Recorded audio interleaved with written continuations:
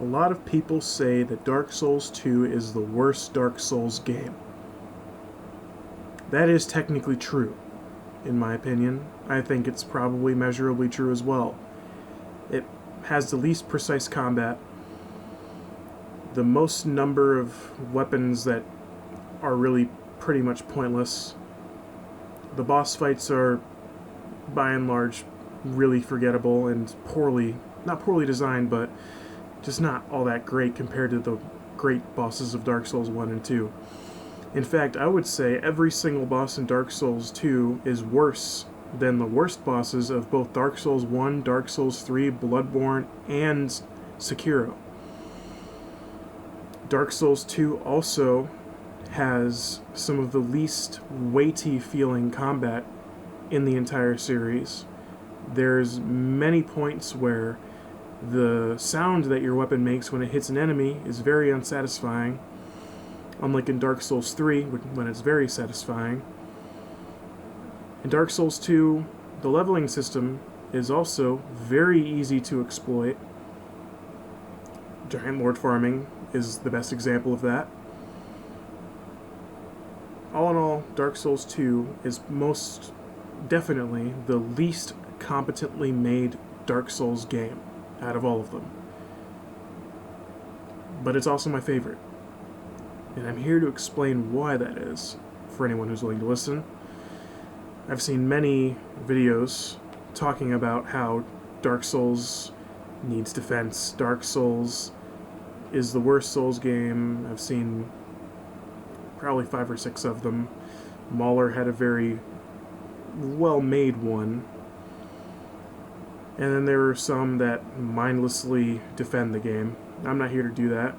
I've just explained why it is the worst one. But I also want to explain why it's my favorite.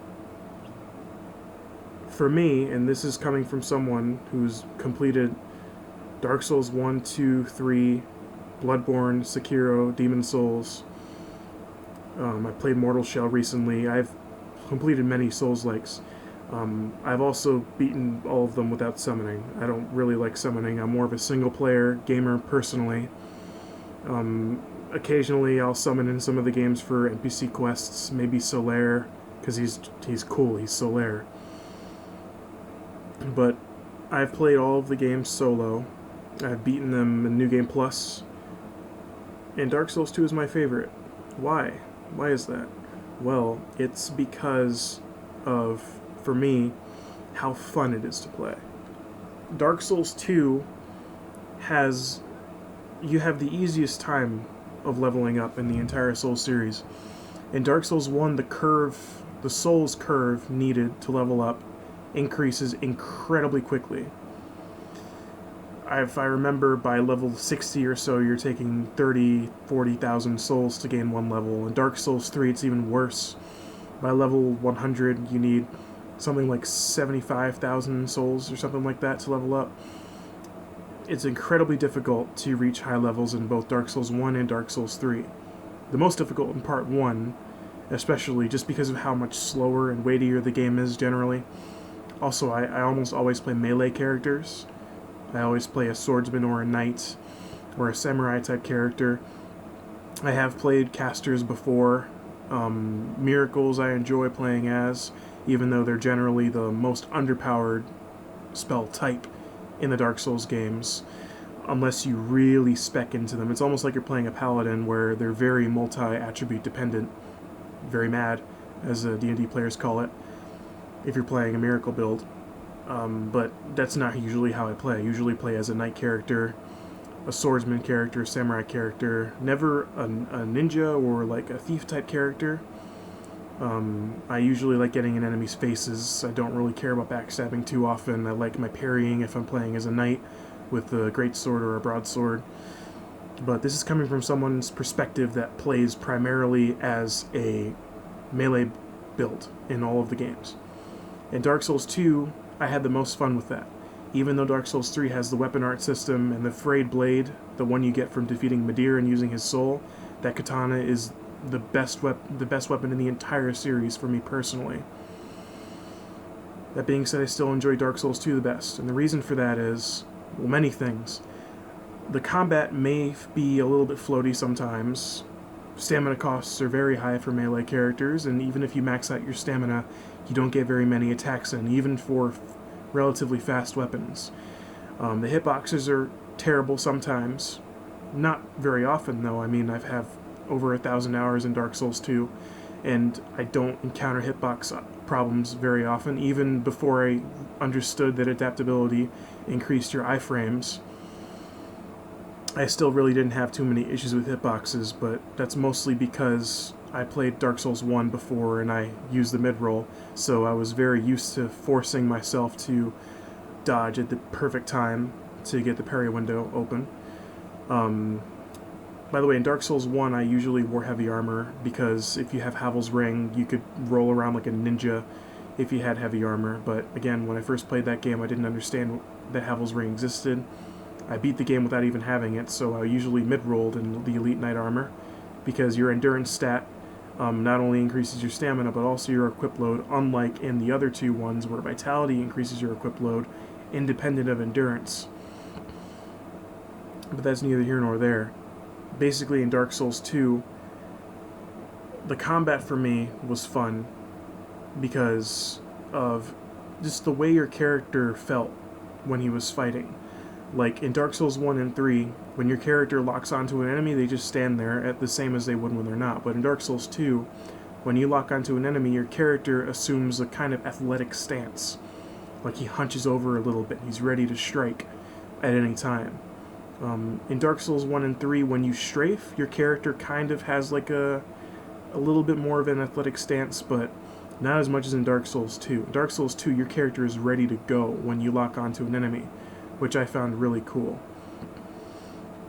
In Dark Souls 2, also, your character holds their weapon in a way that, in my opinion, is just objectively superior to Part 1. Like, in Part 1, your character holds their weapon like they're holding an egg beater or a roller for pizza. And in Dark Souls 2, they changed that to them holding it like they would just be holding a weapon. Like, it's just there, it's kind of at a more relaxed position than in Part 1 and 3. How they put the original Dark Souls 1 way of holding your character's weapon in Dark Souls 3, I don't understand, because it was just better in Part 2. Especially when your character's holding a katana, they're holding it in a way that makes the curve look a little bit cooler, because it's like they're holding it in a neutral position. In Dark Souls 3, he holds the katana the same way he holds a longsword. And in Demon Souls, they also fixed that problem too, because with certain weapons, when you two-hand them, you hold them in a different way, like the battle axe or even the longsword. Your character kind of has them dropped a little bit, or with the battle axe, he'll be holding it like a little bit to the side. But in Dark Souls 1 and 3, he just holds it like at a diagonal angle, like a very like almost as if seems like they're trying to hold it in a guard position, but that's not a guard position, because the left bumper makes your character guard, and they have a very much more Dark Souls 2 style stance when they're holding their weapon to guard. So all in all, in Dark Souls 2, your character, for me at least, just feels more ready for combat than in Dark Souls 1 and 3. Like, it feels more like your character is fighting as well as you fighting, because you're, it's an immersive game. It's a Dark Souls game. So it's like you are your character, and you're getting ready to fight. Your character's holding their weapon like they would if they're about to fight, or they're holding it in a way that they could get ready to fight at any time when in the neutral position outside of combat. Another reason I like Dark Souls 2's combat is just because of how much effort it seems like your character's putting in, especially for the bigger weapons. In Dark Souls 1 and 3, it just sometimes with some weapons, not all of them, but sometimes it feels like your character just swinging them like they're nothing.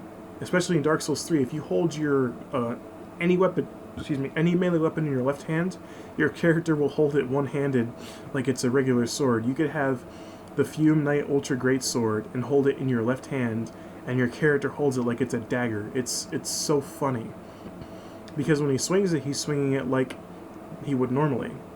When you two-hand your left-hand weapon in Dark Souls 3, they'll be holding it normally. But it's so funny to watch your character have this massive 8-foot-long ultra great sword and holding it like it's a feather in their left hand. In Dark Souls 2, obviously, it's not an issue. I think it's mostly the reason a lot of these things carried over to Dark Souls 3 is because it seemed as if either the team that worked with Dark Souls 1, with Miyazaki as the director, were working on Dark Souls 3 while Dark Souls 2 is already in development, and maybe they didn't look at it all that much. So maybe they just didn't understand or see some of the improvements they made on the way the characters looks. So, or maybe they just wanted to distance themselves from the idea that this is a sequel to Dark Souls 2 as much as possible, which I don't think that's the case. I don't see Miyazaki or anyone at From Software being like, Bethesda was to the New Vegas team. They just seem too professional for that. They're masters of the craft. Like, I really appreciate how much effort From Software puts into designing their game worlds and just everything about their games, their combat systems. So I don't see that being the case. So, to this day, I still wonder why they didn't keep many of the improvements they just made in Dark Souls 2 and Dark Souls 3, or why they didn't even patch them in. Because they could have, patched many of these problems, especially the one with the great swords in your left hand. I don't know if they never noticed that. I don't understand. And they removed power stancing as well. Power stancing was a very cool addition in Dark Souls 2, which is another reason I like the combat. You could take any two weapons of similar type. You could take two long swords, a longsword and a rapier, two katanas, a katana and a longsword, and you hold the Y button or the triangle if you're playing on PS4. I don't know the PC button. You should not be playing a Dark Souls game on mouse and keyboard. It's not a good idea. It will not be fun for you.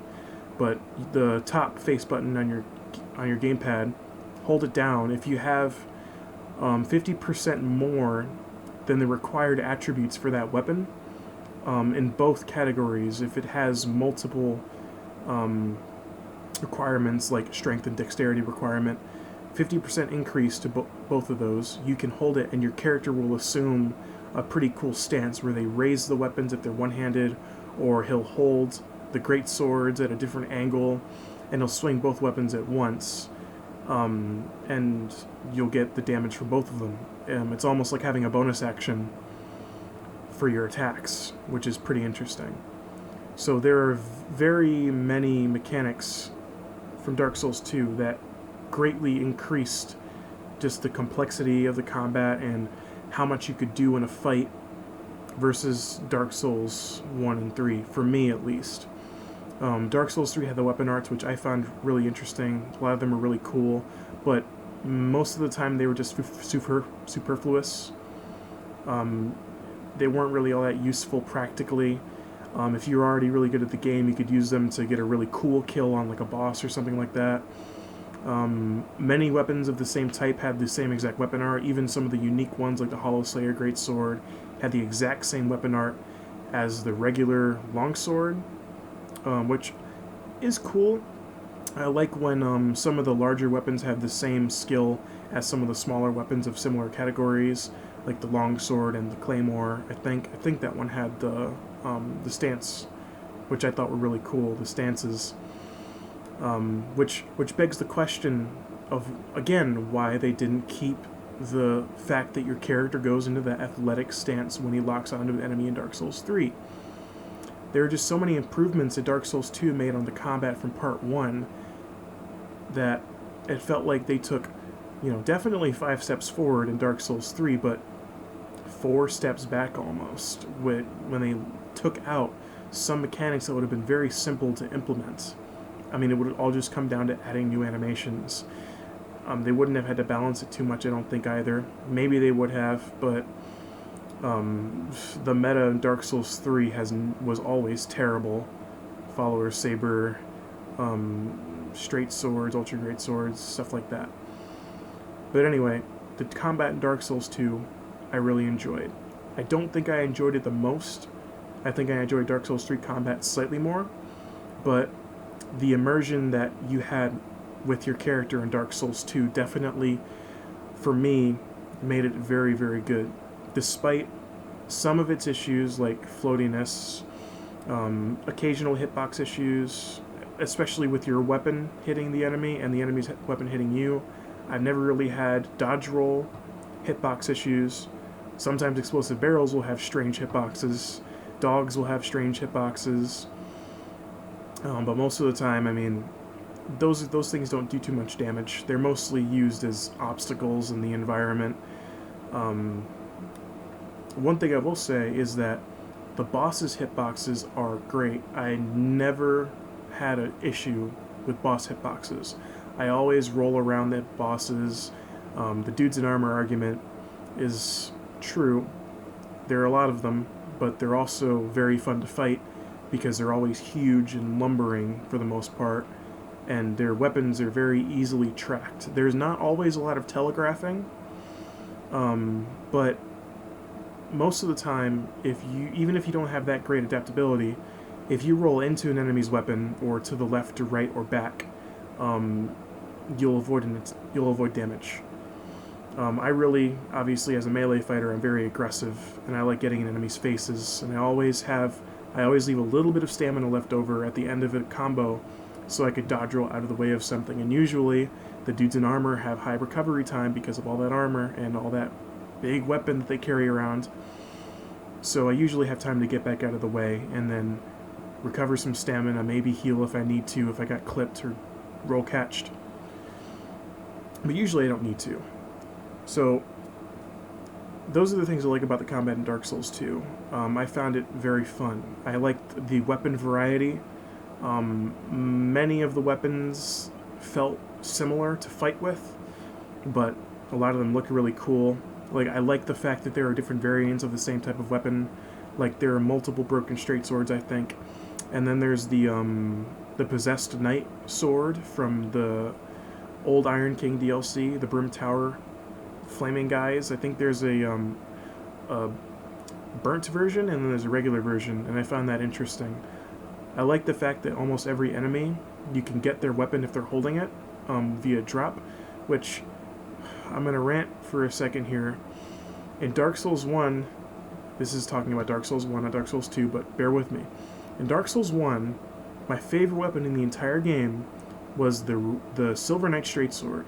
It was so cool. It was awesome that you could get the weapon you saw in the opening cutscene that the Silver Knight had when they were following Gwyn into battle. You know, Lord of Sunlight, Big Papa Gwyn.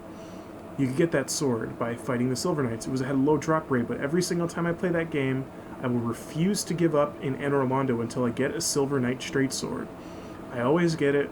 I always use it for the rest of that playthrough, and I always enjoy it. It loses a little bit of its bite in New Game Plus because Dark Souls 1 scaling on neutral weapons like, straight swords, if it wasn't a katana or a great sword, then it didn't have all that great scaling.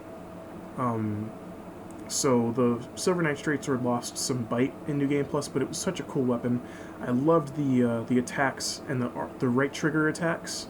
The strong attacks were really cool because they could chain from the light attacks into the strong attack, and it was so cool because you saw your character just like stomp on the ground and do a really heavy attack that had a lot of poise damage, and it did a lot of damage in general.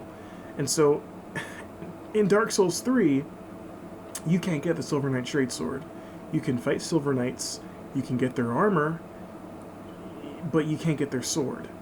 And it was very, very strange to me because the Silver Knight Straight Sword in Dark Souls 3, the guys who wielded it, the Silver Knights, they even had a weapon art that they could do with it. They make it, I don't know if it was weapon art, but they could make it a lightning version of the Silver Knight Straight Sword.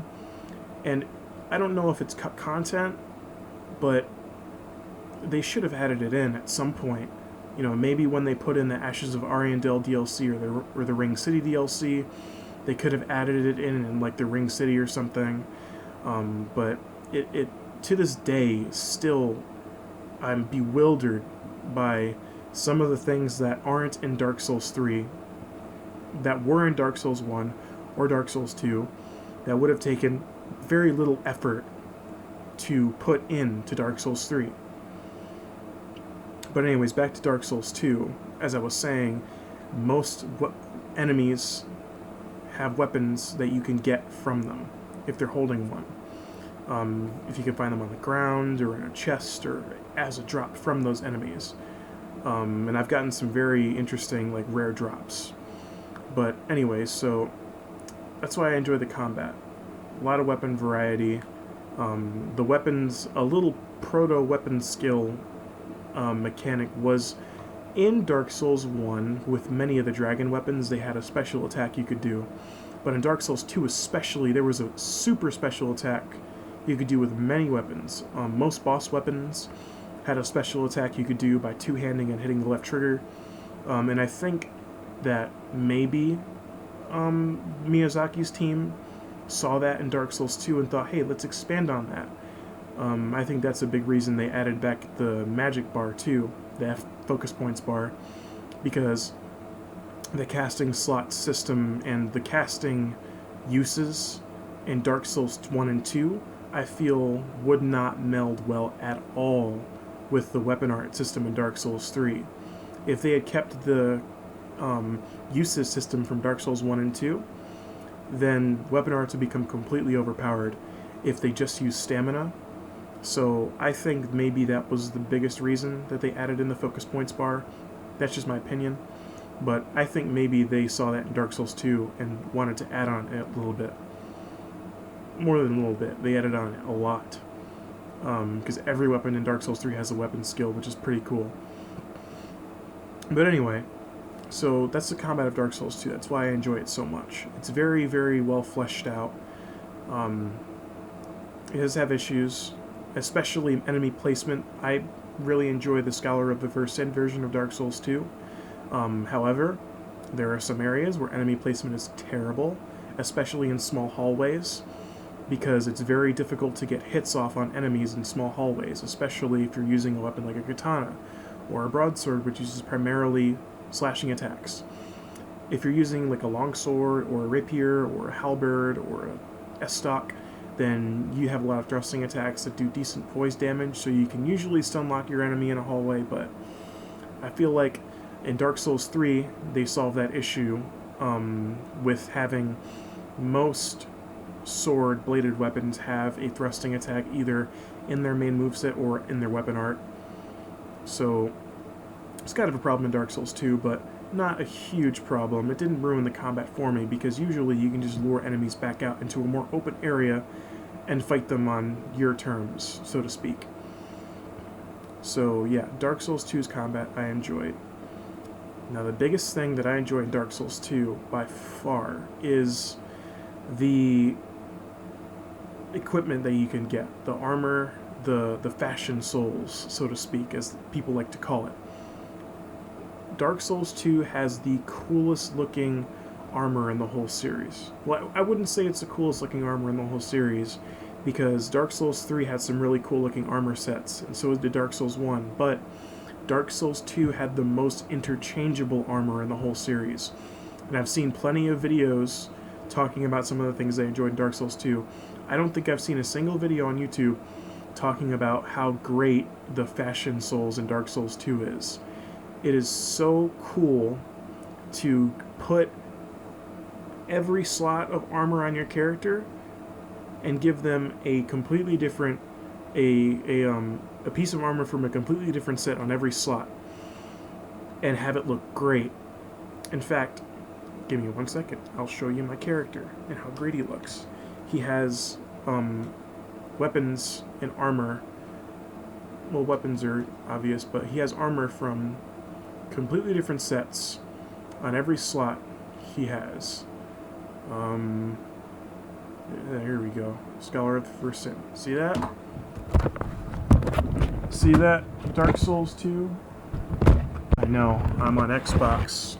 I don't get any of the cool exclusives, but that's okay.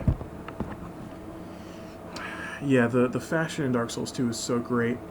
There's so many pieces of clothing and armor, too, that you can get. I feel like they had to have known this, how well most things mesh together. Like, really, you can just throw a random piece of armor from in every slot, and chances are some aspect of it will look interesting. In fact, when soul farming the Giant Lord, the equipment that gives you the best soul farming stuff looks cool together. It's like this got this weird tribal warlock feel to it, and it's really interesting. So let me load this guy up. He's wearing mostly medium armor.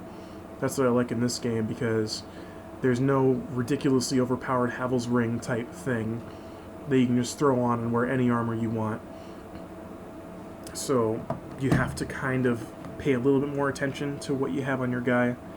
But my character is, he's an obscene level. He's like level 663, I think, on console. I did that by farming Giant Lord, which I'll get to. I'll get to Giant Lord, because it's something for sure. So let me get to a spot with decent lighting. Okay, check this out, people that probably aren't watching. Look at that. I don't know if you can see him. See that guy? See how cool he looks? That's why I like Dark Souls 2, people. That is the Drangleic leggings, the Looking Glass gauntlets, the Therum chest piece, the King's Crown, and that's it. That's what he has on. And yes, I remember all that, because I basically run straight to get all this stuff when I start any game. Sometimes I debate the leggings. Sometimes I think the Elite Knight leggings look a little bit cooler, but the Drangleic leggings have the really cool sabatons on his, I think they're called sabatons, below his knees, the little shin armor. So I enjoy that setup on my guy. He's clearly, as you saw, using a longsword at the moment, because again, the way he holds his weapon in Dark Souls 2 is just so much better than Dark Souls 3 and 1. I'll never understand why they took that out. But anyway, the Fashion Souls in Dark Souls 2 is so great. You could put so much stuff on your guy and he looks really cool. You can make almost any flavor work. Like I said, there's that weird warlock thing for soul farming. You can make like a wizard type character. The only sad thing is that, and this is the case in all of the Dark Souls games, there aren't really too many incentives to wear specific equipment for your class other than equip load. Like if you're playing a wizard, you really want to get your intelligence up really high really quickly, so you generally don't want to touch your vitality, because you want to look like a wizard. You're going to wear some robes, so you don't need to look at your vitality. But the problem is that is the only incentive.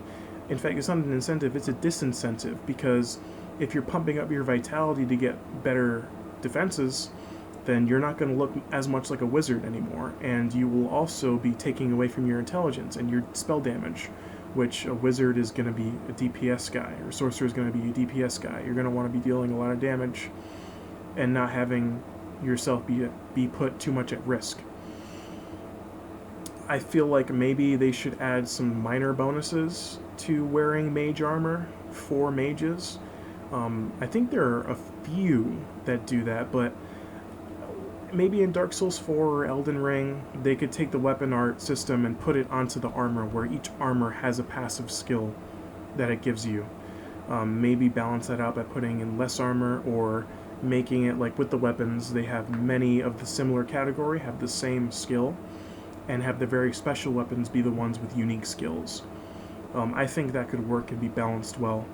I think the only problem with that would be balancing it for PvP, which, of course, Dark Souls 2 does the best. I think this is commonly known, because Dark Souls 1, PvP is completely degenerate. If you're not a caster, you lose in PvP every single time against the caster, and in Dark Souls 3, PvP is just a disaster, a degenerate, devolved nightmare of a system that doesn't work.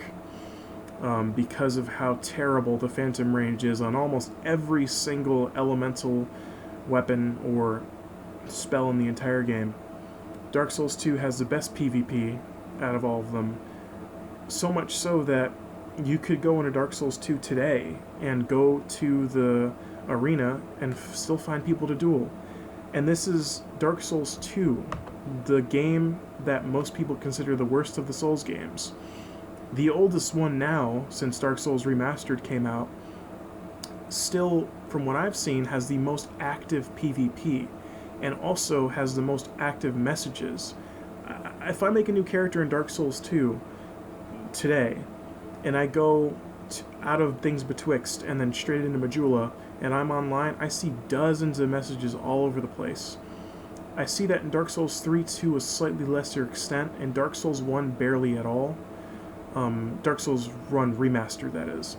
Which I think begs the question, how popular are each of these games? I think Dark Souls 2, the silent majority, probably plays this one the most. Probably. I don't know that for sure, but I think they might.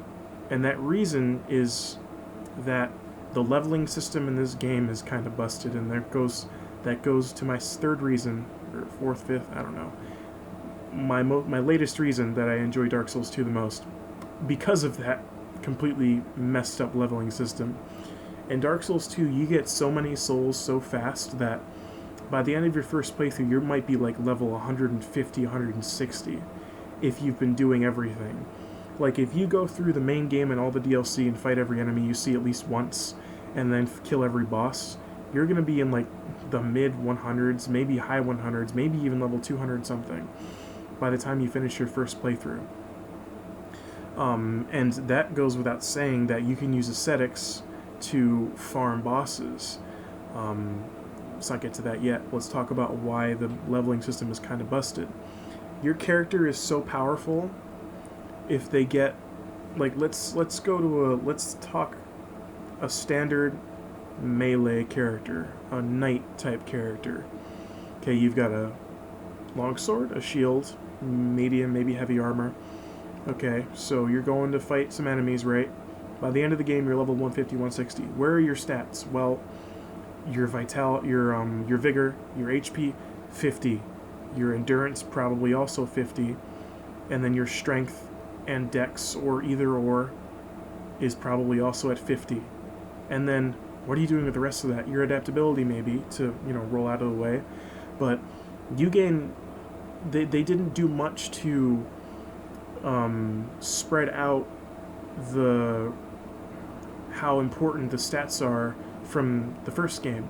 So once you get your build basically finished by having your important stats at or near 50, which is usually the soft cap for most stats, then the rest of it's gravy. I mean, you could add a new aspect to your class, like say I want my knight to cast some miracles. He'll have no problem. He'll have incredibly powerful miracles at the end of my first playthrough because of how many souls I get and how easy it is to farm them, which you do by using a bonfire ascetic, which resets the enemies and the boss of whatever area that bonfire is in.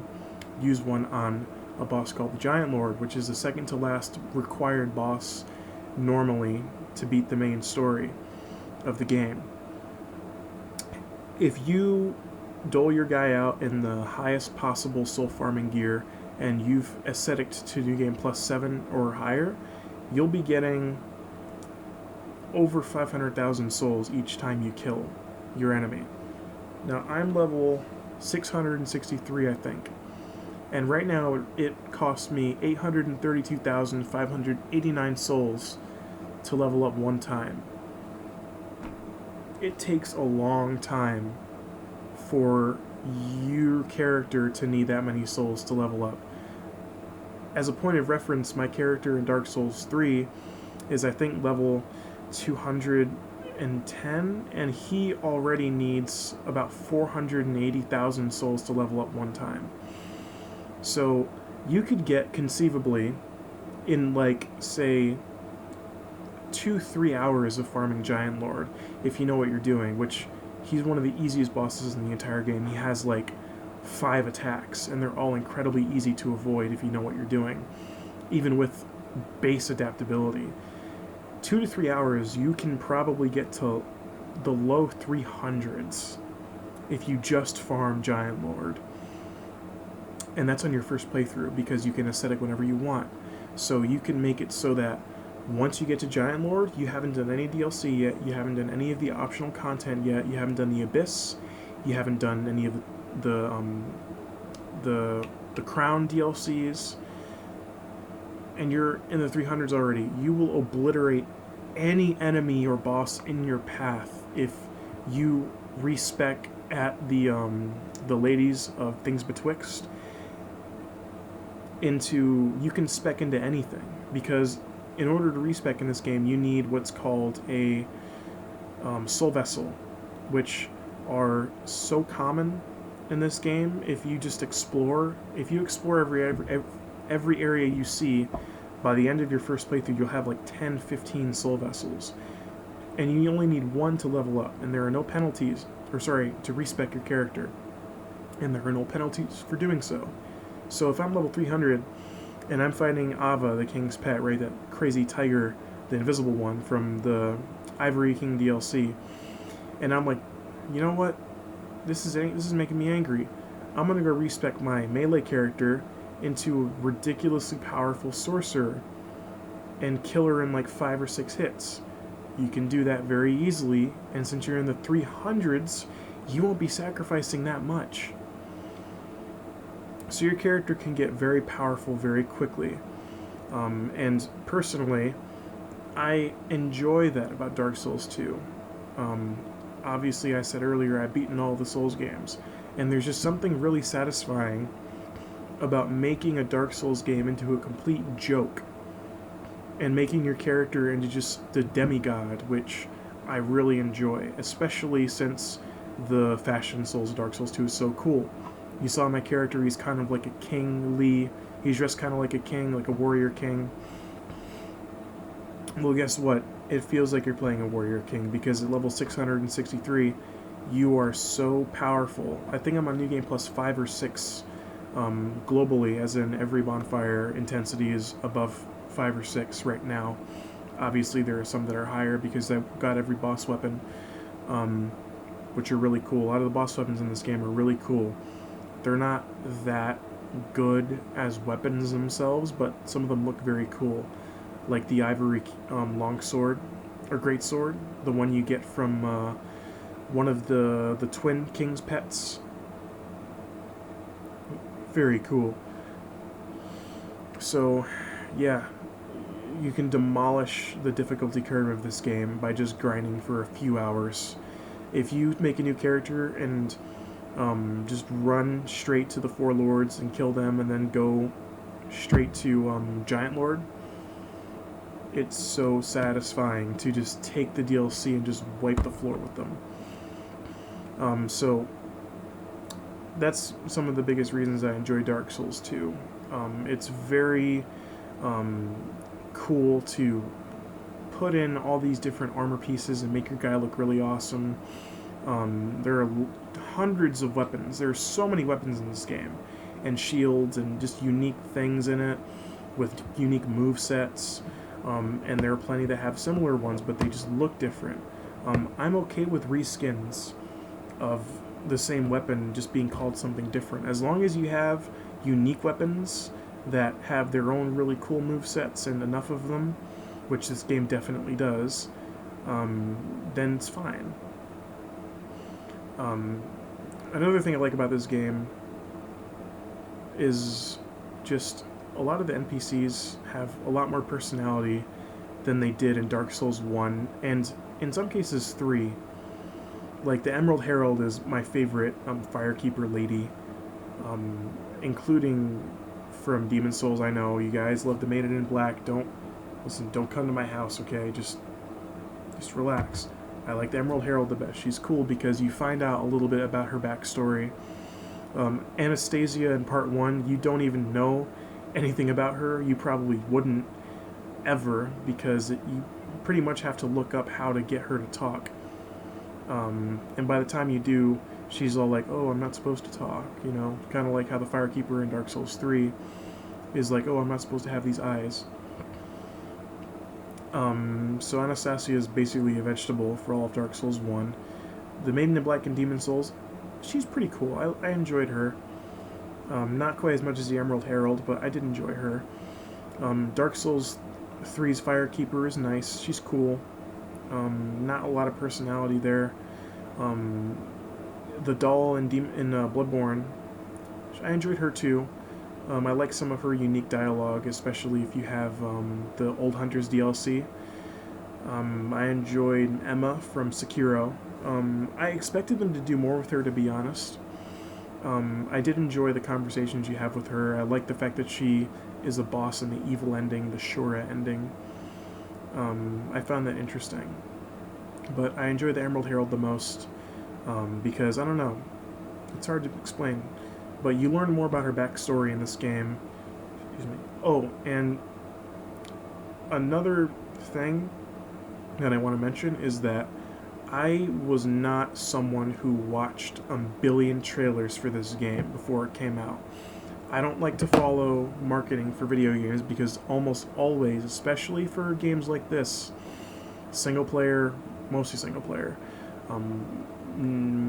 gameplay driven RPGs type games, action games, the marketing is almost always completely misleading. They promise 100 times what they're actually going to give you. So I didn't really follow the marketing for this game. So I was not able to be enraged and disappointed by the supposed huge downgrade that the game got graphically from how it was marketed. I was only aware of how the game looked when I got it and how it felt when I got it. And I remember in a video I watched, I forget who it was by, but he talked about how it seemed like you could only move in 8 directions in this game. And yeah, I can kind of see that a little bit, but I don't. If you move the camera properly, your guy will correct incrementally. It's not good, but if you're playing the game like the game wants you to, locking onto any enemy, you're not going to have that problem because you won't be needing to move very precisely with the analog stick itself. You'll be strafing usually. And really, the only times you should be fighting without your locked on is during huge bosses that it's just a disadvantage to be locked onto them. It's not a good thing that that movement is in place there, but I don't see it. I've never had any issues with it, really. I don't think it's as big a deal as some that guy made it out to be. It's still an issue, and they fixed it in Part 3.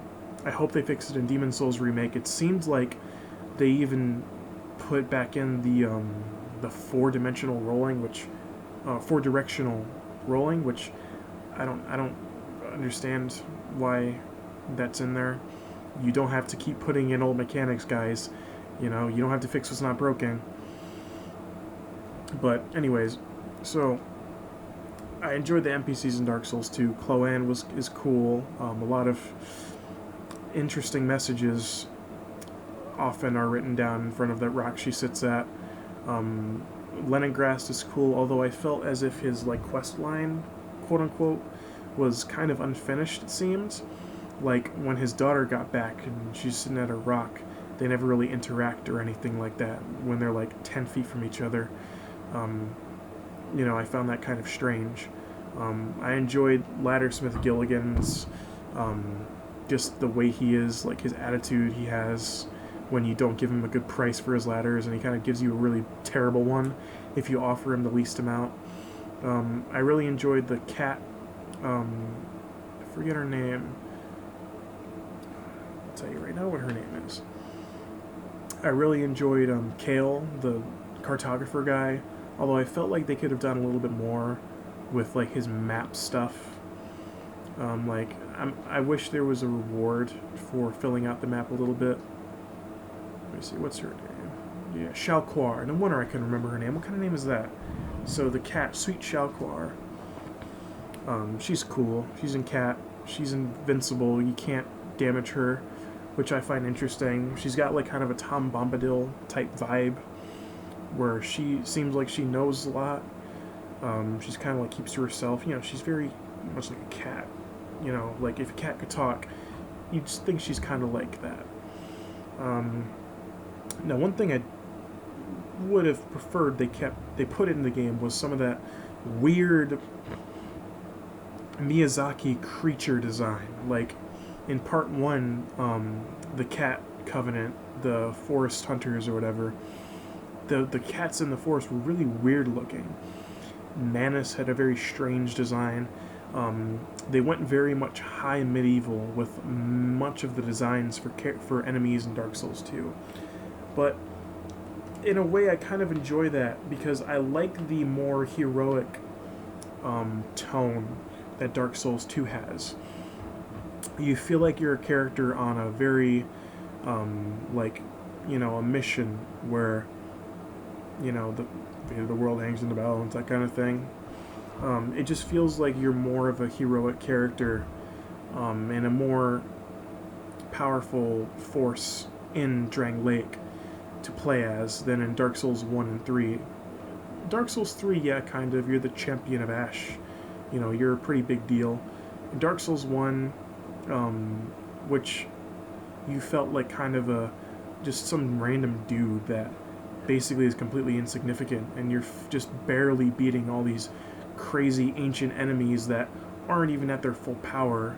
They're completely diminished from their former glory in Dark Souls 1, which it had the atmosphere for that to work very well. That worked well in Dark Souls 1. But the atmosphere that was built in Drang Lake with your character and just the way the art style is, it just feels a lot more adventurous, more like an adventure game than a almost horror game that Dark Souls 1 felt like sometimes. And Bloodborne obviously is basically an action horror game.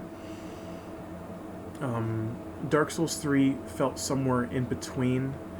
I'll talk about Dark Souls 3 at some point if 5 likes. Give me 5 likes and I'll talk about Dark Souls 3. But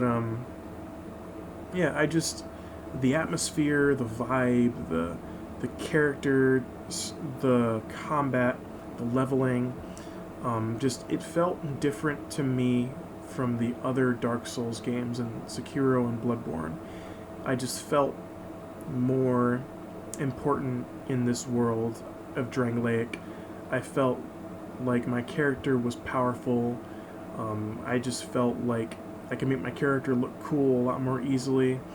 And the thing about that is, some people will say, well, that's not what Dark Souls is supposed to be. Dark Souls is supposed to be dark. It's dark fantasy. Well, this is not made by the same team that made Dark Souls 1 and 3. Maybe they had many staff that worked on both games, but Dark Souls 2 clearly it's intentionally going for a different vibe. The marketing may have marketed it as very much like Dark Souls 1, but I'm judging the game that I've played, not the game that everyone thought they were going to play. And the game I'm playing and the game I love, personally, that's my favorite out of all of them, is what I just described. I liked it for those reasons. I like it for what it is, not what I wanted it to be. And that's really how I approach most games. I don't like making expectations, because there are companies that I trust to give me a good, complete experience. From Software is one of them. id Software I also enjoy, the makers of Doom. Who else? I used to trust BioWare, but clearly they cannot be trusted. I don't know if it's because they're with EA now. I don't know if it's because some of their leadership left, but the point is, there are some game companies that I trust to make a game that I will end up enjoying. I don't watch trailers unless it's for a game that's, super high profile in AAA, like a Call of Duty, like your Anthems, because I like to know, usually those trailers accurately represent the atmosphere, at the very least, of the game that's about to come out. Um, I just assume now that no AAA game is even halfway done when it comes out, unless it's from Software or id Software, or I forget who made Jedi Fallen Order. I think it was id Software. Whoever made the Titanfall games, I trust them as well. But I love Dark Souls 2 for what it is. It personally my favorite game out of all of the Dark Souls games. And I think that should be fine. It has flaws. It is mechanically and technically, I would say, the least well done out of all of them. Maybe not Demon's Souls. Demon's Souls has many issues, very bad jank for quite a lot of that game. But Dark Souls 2 has a special place in my heart, and I think it always will. I feel like after playing it so long, I'm probably going to be done with it for a very long time, but I've spent so much time with this game that I think it'll always be my favorite. I don't have nostalgia for many games, but I do for Dark Souls 2, and I think I probably always will.